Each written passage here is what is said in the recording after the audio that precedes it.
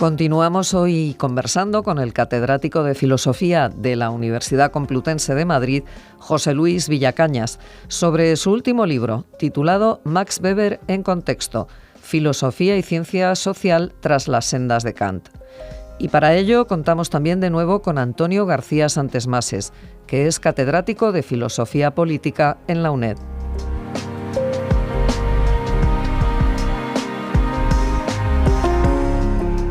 Buenos días, tenemos hoy con nosotros al profesor Villacañas.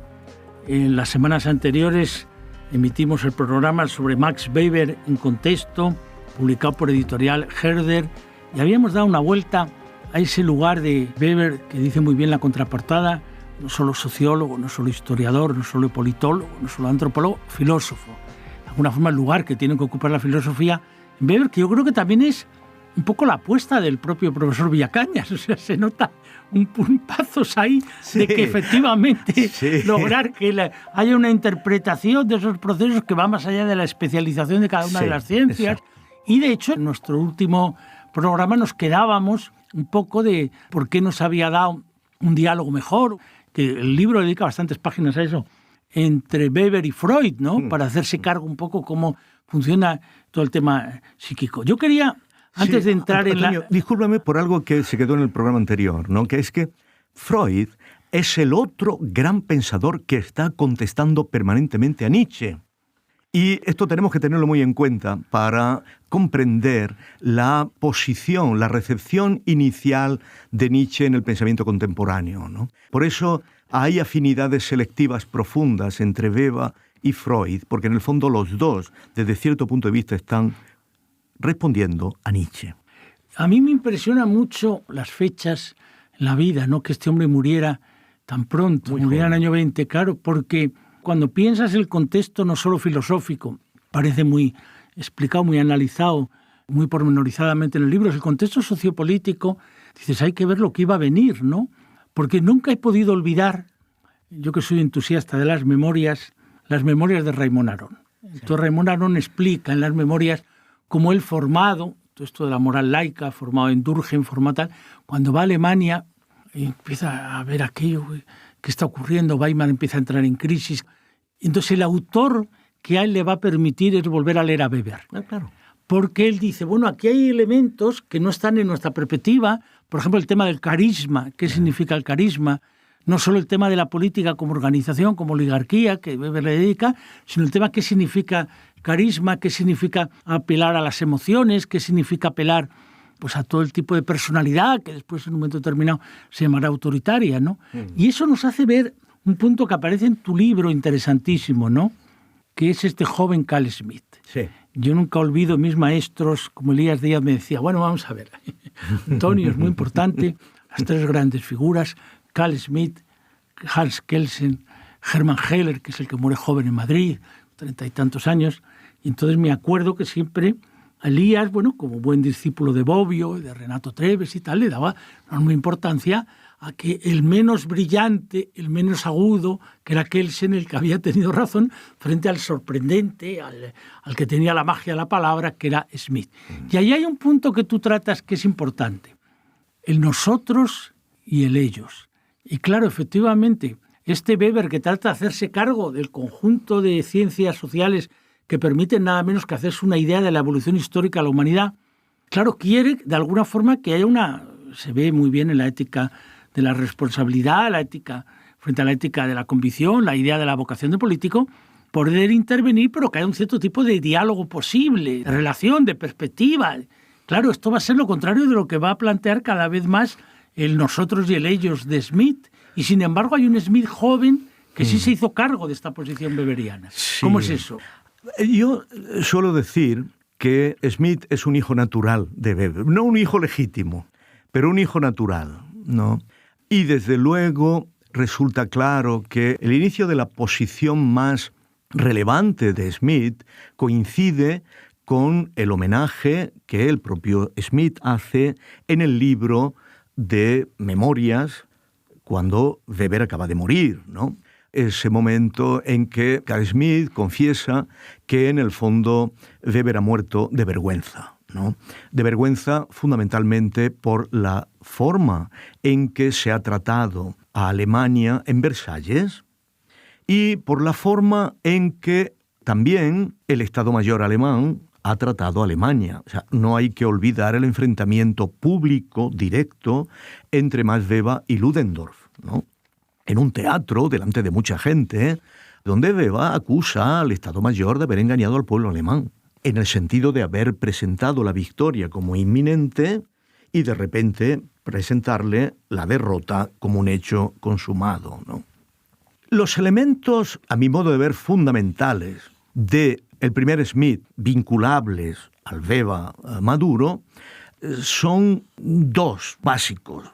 El primero es una teoría de la modernidad del propio Schmitt, que está sistematizada de un modo muy claro alrededor de la Conferencia de Barcelona sobre la época de las neutralizaciones y que luego pasa a sistematizarse en la edición del 31 del concepto de lo político, ¿no?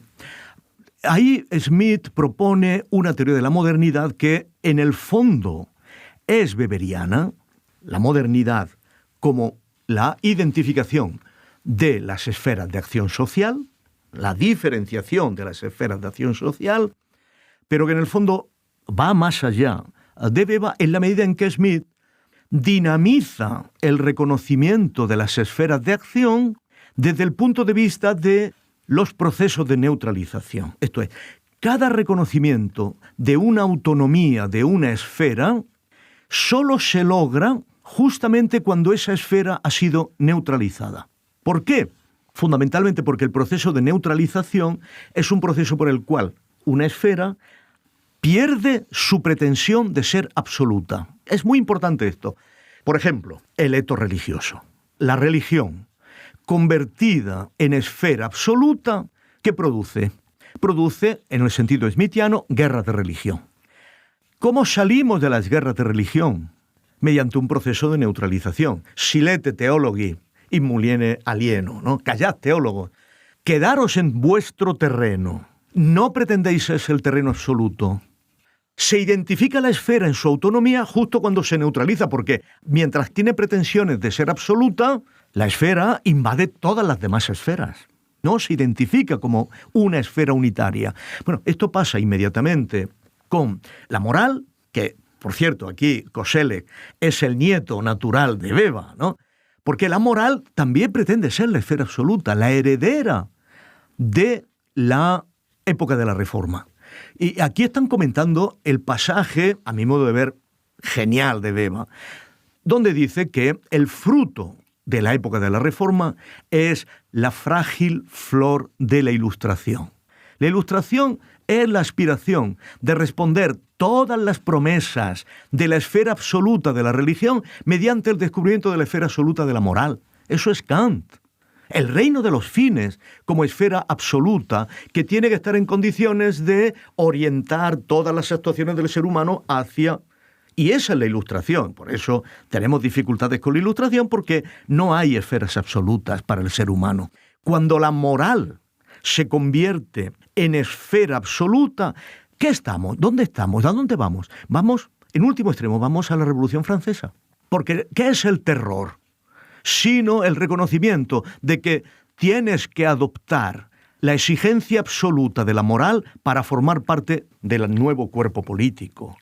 Y a partir de ahí, ¿qué es lo que se descubre? Lo que se descubre es la esfera absoluta de la nación. Una esfera absoluta que tiene que estar sometida a una crítica con el romanticismo, en la medida en que la nación no puede ser la esfera absoluta frente al arte. Y se descubre la esfera absoluta del arte. Y con Nietzsche se llega al final de la esfera absoluta del arte con la obra de arte total. Y una obra de arte total que en el fondo nos va a permitir ir descubriendo, cuando se neutralice, nos va a permitir ir descubriendo la esfera absoluta de la ciencia en la medida en que inspira el nazismo. Porque no debemos olvidar nunca que el nazismo se inspira en una interpretación de la ciencia como valor absoluto. La ciencia de las razas, de la higiene, de la biología, la ciencia de la capacidad que tenemos de intervenir en el proceso biológico, etcétera, etcétera.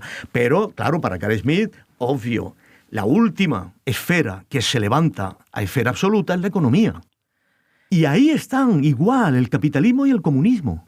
Pero la lucha de la esfera absoluta de la economía no puede sino neutralizarse. De ahí que Carl Schmitt esté diciendo un Estado fuerte que neutralice la lucha absoluta de la economía, la política como capacidad de neutralización de la economía. Estamos describiendo la modernidad como un proceso de neutralizaciones que nos obliga a identificar diferentes esferas completamente absolutas. Esto es weberiano y es smithiano. Bueno, y luego, perdóname, y en el segundo momento, el problema del carisma. Porque, ¿qué es lo que dice realmente Weber? Que la época del carisma ha pasado. La época del carisma como tal, en una época de racionalización, de desmitificación, de desencantamiento del mundo, etcétera, etcétera. Ese carisma autoritario ha pasado, ya no podemos hacerlo. Necesitaríamos un carisma democrático como el presidente Roosevelt o algo así, pero es un carisma que ya ha dejado de serlo. Pero Schmitt dice, no, hay otra forma de carisma. Le dice a Weber, hay otra forma de carisma.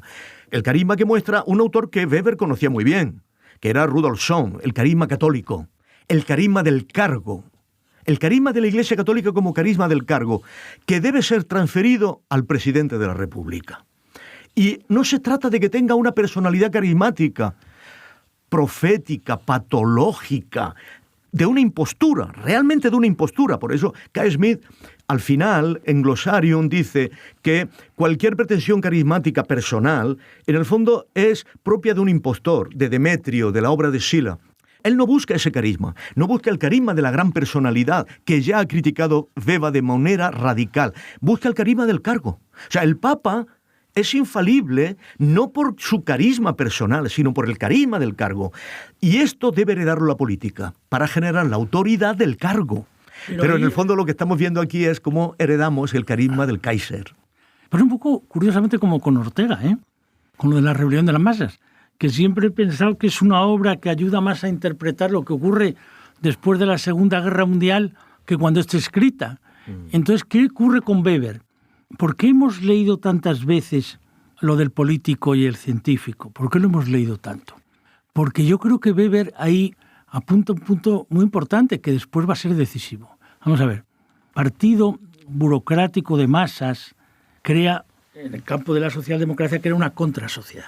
Una sociedad burguesa, tal, una contrasociedad, como se decía en aquella época, de la cuna a la tumba, donde hay desde el orfeón de música hasta el rito laico para despedir, hasta el lugar que tiene la escuela con la casa del pueblo, con el Ateneo, donde la gente aprende. Muy bien. Pero claro, ahí Weber dice, bueno, cuidado, aquí se está creando un nuevo modelo, donde es un modelo donde efectivamente este problema que tenemos todos los politólogos, que es de qué ocurre con esto del sufragio universal, ¿qué ocurre con la democracia de masas? ¿Qué ocurre con que aquí ya no es solamente los parlamentos lugar donde acude la gente que puede vivir, como dice él, para la política, pero no vivir de la política porque tiene suficientes recursos? Pero además tenemos la gente que no tiene esos recursos, que tiene que implantarse. ¿Qué queda del viejo parlamentarismo? Se tienen que disciplinar, disciplina de hierro dentro del partido, y eso va a crear, bueno, Michels y otros, hay una oligarquía que va a tomar las decisiones. Y entonces ahí aparece algo, la idea del boss, la idea del que acarrea votos, ¿no? Que claro, efectivamente chocaba que él tuviera esta... porque después sí que se vive mucho después de la Guerra Mundial. Después de la Segunda Guerra Mundial, la transformación del partido burocrático de masas en el partido atrápalo todo, que atrapa votos de distintos sectores. La personalización del mensaje. Yo durante años ponía en la asignatura de filosofía política, teníamos el político y el científico, este texto de Weber tan bonito, donde Weber dice, bueno, entre defender o seguir una idea abstracta o defender personalizado en alguien, en un líder, hay una diferencia abismal. Encarna en alguien al que de alguna forma le depositamos nuestra confianza. Claro. Y ese punto es donde se va. Tú decías lo de Roosevelt, pero después, claro, toda la historia de los liderados, que no es solo Mussolini o Hitler, pues Churchill, por ejemplo, Roosevelt, que tanto le impresionaron a Isaiah Berlin, y es lo que ocurre después, todavía en la época de Brandt, de Kennedy, de los grandes líderes, de cómo funciona eso. Pero hay un punto que tiene que ver con el tema de la responsabilidad. De nuevo, es un texto que a mí siempre me gustó mucho poner. Vamos a ver, esa frase tremenda que dice Weber, ¿qué es esto de la ética, la convicción, la ética, la responsabilidad? Cuando él dice, con esa expresividad, ¿no? Frente a los que dicen que supuestamente las convicciones van por un lado y la responsabilidad por otro. como si el político fuera un ser sin ninguna convicción.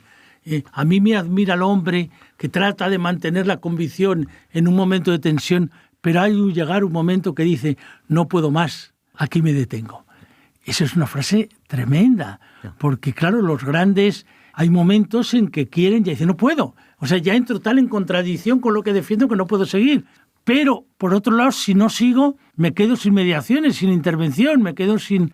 Entonces, ese elemento es muy distinto al de Smith en ese sentido. Por supuesto, porque Weber no ve otro camino para las sociedades industriales que la democracia. Mientras que Smith, en la medida en que quiere neutralizar la vida económica, cree que se debe llevar la esfera política a una autonomía radical que esté en condiciones de neutralizar la esfera económica, ¿no?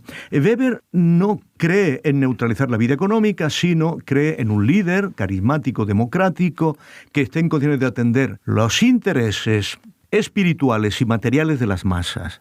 Espirituales y materiales de las masas, subraya las dos cosas. Y yo creo que la clave de esta opción es justamente la diferencia que Weber establece de manera clarísima entre lo que llamamos un carisma autoritario y un carisma antiautoritario. Y tenemos que recordar, que y este es el punto, que el carisma del cargo propio de K. Smith es un carisma autoritario sin personalidad, pero con una capacidad de infalibilidad, porque su modelo es el modelo papal. Por eso teología política está ahí. Teología política es mostrar cómo todas las categorías acerca del catolicismo romano deben ser transferidas a la política institucional. Pero Weber no quiere ni un carisma autoritario de la gran personalidad, ni quiere un carisma autoritario del cargo. Quiere un carisma antiautoritario, que es lo único que permite la estructura democrática de nuestras sociedades. ¿Por qué? Porque primero, es un carisma que se puede racionalizar, que está sometido a la crítica, que está sometida al desencanto del mundo. Esto es un carisma sin trascendencia. Es un carisma que depende única y exclusivamente de la capacidad psíquica. La capacidad psíquica del líder. Capacidad que se ha visto, que tiene que haberse visto, refrendada, estudiada públicamente en un parlamentarismo previo, que es la forma en que Weber dice que es el seminario de los líderes. El parlamentarismo con las comisiones de control del gobierno. Ahí es donde se tiene que fajar un político de la convicción. ¿Por qué? Porque ahí es donde está en condiciones de mostrar que está atento a las promesas incumplidas que tiene el propio sistema democrático. Pero ese carisma, que está basado en la lucha política, específicamente la lucha política, es temporal. Es inexorablemente temporal. Y depende del reconocimiento que le prestan aquellos que se persuaden de que es alguien capaz de responder a sus promesas.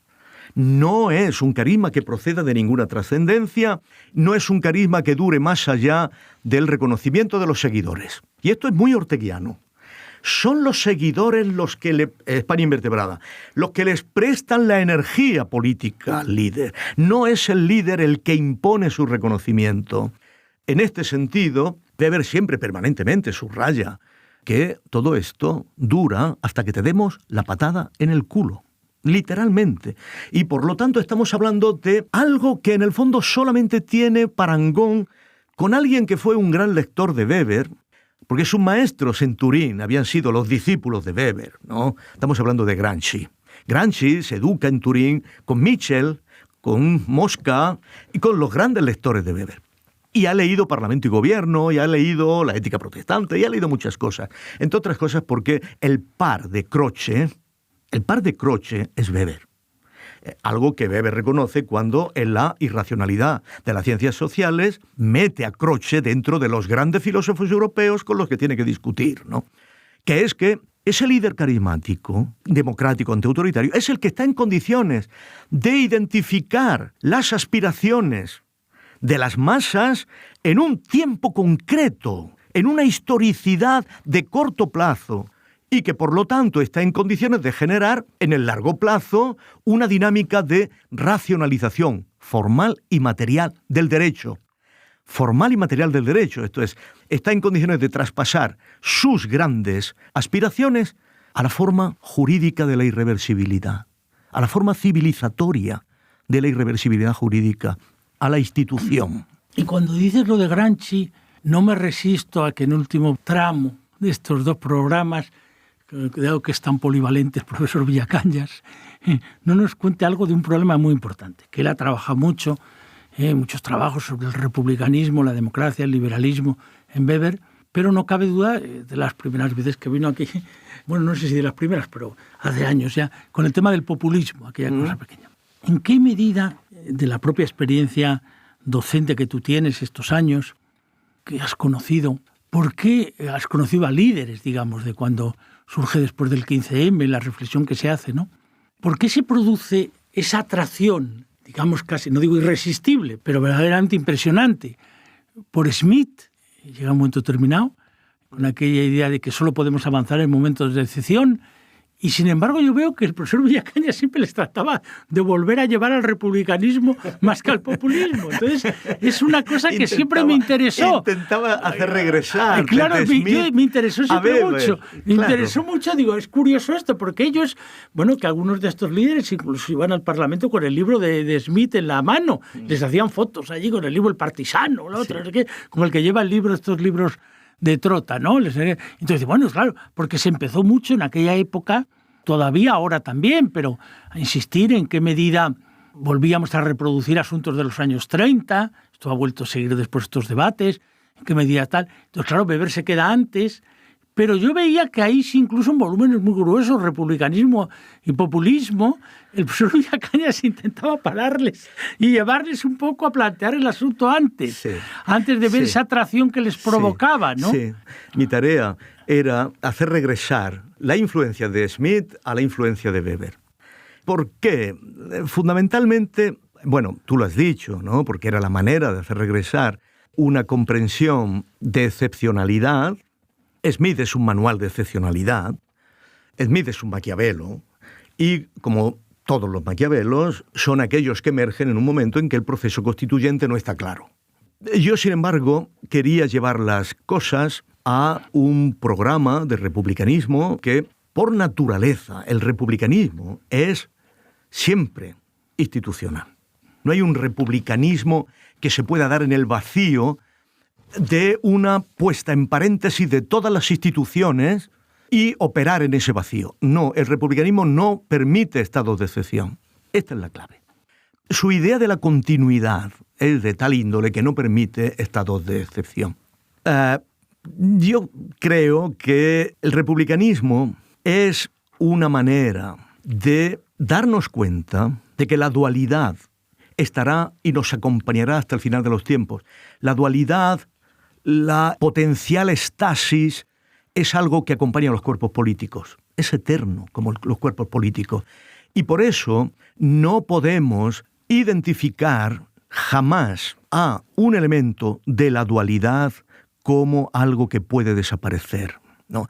El antagonismo implica darnos cuenta, esto es un elemento central, de que por mucho que aspiremos a eliminar al enemigo, el enemigo siempre estará. La dualidad es estructural a los cuerpos políticos y por lo tanto tenemos que estar en condiciones de darnos cuenta de que ese combate no lo vamos a acabar nosotros, que no hay manera de organizar una temporalidad de asalto a los cielos. No existe eso desde el punto de vista de la lógica política. Es poner el carro delante de los bueyes. Esto es como si efectivamente hoy se escucha decir lo único que puede unificar al pueblo español en un programa de energía política es la idea de la república. Esto es seguir poniendo el carro antes que los bueyes. Lo único que puede traer una república es que exista en el pueblo español energías unánimes suficientes como para traerla. Lo que no podemos es pensar que lo que va a producir la unidad es una construcción de futuro para la cual no tenemos ningún tipo de realidades institucionales ni de realidades políticas en el presente. La reversión al republicanismo de la excepcionalidad tiene como principal misión darnos cuenta que tenemos que operar gramscianamente construyendo un pueblo que históricamente ya ha sido construido.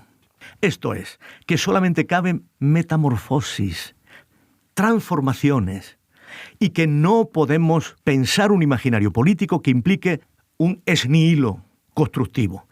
Ese es el error al que ha llevado Laclau al pensamiento político contemporáneo, porque su constructivismo es de tal índole que en el fondo solo funciona cuando, desde un punto de vista antimaquiaveliano completamente, consideramos que ya no existe materia popular y que por lo tanto podemos construir en el vacío mediante una estructura retórica estrictamente lingüística. Eso no existe, no es verdad, no es así. Los pueblos tienen su historia, Gramsci, los pueblos pueden metamorfosearla, pero no pueden crear ex nihilo. Y la responsabilidad del político es reconocer a su propio pueblo y no pedirle más de lo que el propio pueblo puede darle. Y creo que ese error es lo que ha hecho saltar por los aires una materialidad histórica que estaba en el pueblo español, que estaba ahí agazapada, avergonzada por sus orígenes franquistas, que a su vez eran orígenes históricos muy lejanos y que ahora han salido a la luz, y ha salido a la luz con la virulencia de lo reprimido, justo por la idea falsa, una idea estrictamente de Laclau, de que efectivamente el capitalismo ya ha destruido la materia histórica de los pueblos. Lo que estamos viendo ahora es que, lejos de destruir la materia histórica de los pueblos, está en condiciones de generar un capitalismo autoritario, utilizando, actualizando, intensificando, haciendo que regrese lo reprimido de la materia histórica de los pueblos. Y para terminar, y en la medida, como diría Ortega, que hay generaciones acumulativas y generaciones disruptivas, tú has tenido oportunidad de tratar una fracción generacional claramente disruptiva, que hay un momento determinado que vive que puede poner en cuestión, bueno, pues lo que era el retablo, el modelo, como llamaban, del 78, el régimen del 78. A partir de este intento de volver al republicanismo, ¿cómo ves este asunto hoy? Ya sé que esto daría para otras 2 horas, sí, pero por decir algo antes de terminar. Una vez más, veo como que los pueblos tienen materialidad histórica y deberíamos habernos preguntado cuál es la tradición histórica española que permite construir a través de irrupciones más producidas por la ineficacia de un sistema político, permita construir realmente una tradición constructiva. No hemos tenido experiencias de esta índole y creo que hemos hecho reposar el gran proyecto de avanzar y transformar el régimen del 78 desde un punto de vista progresivo, lo hemos hecho reposar sobre unas espaldas generacionalmente débiles. Y es nuestra responsabilidad darnos cuenta de que la generación del 15M, la generación de los actores del 15M, ha sido dejada sola por nuestra generación de mayores para un ejercicio histórico de una dimensión que, si no logramos estructuras intergeneracionales, no se podrá producir. Y nuestra generación, sobre todo la de los líderes más importantes de opinión de este país, que se indispuso de manera radical contra la generación que estaba llevando la historia de España en sus manos, esa responsabilidad tenemos que hacérnosla mirar, porque determinó que esa generación de jóvenes se quedara sola e implosionara en su propia debilidad. Y eso fue Vistalegre II. Esa implosión de una generación que está sola a la intemperie en la historia de España y que tiene una tarea que es mucho más grande de la que ellos solos pueden llevar adelante. Y esta es la herida de Vistalegre, que es una herida que ha estado supurando hasta que ha estallado con el caso Errejón últimamente, porque no podemos ser tan hipócritas como para separar el estallido del caso Errejón de la herida de Vistalegre. Y esto es lo que ha determinado que la siguiente generación, porque han pasado 15 años, la siguiente generación ya no haya escuchado a esos jóvenes y haya escuchado a otros. Bueno, pues la verdad es que ha sido un final weberiano, post-weberiano, completamente apasionante, lo cual refleja que desde Max Weber en Contexto hasta José Luis Villacañas en Contexto, esto nos da para mucho más. Agradecemos mucho que nos haya acompañado estas 2 mañanas al profesor Villacañas. Yo tengo que decirte, Antonio, que te estoy muy agradecido por tu generosidad, por tu capacidad de lectura y, en fin, creo que se ha convertido esto en una institución que no puedo sino considerarlo un honor. Muchas gracias.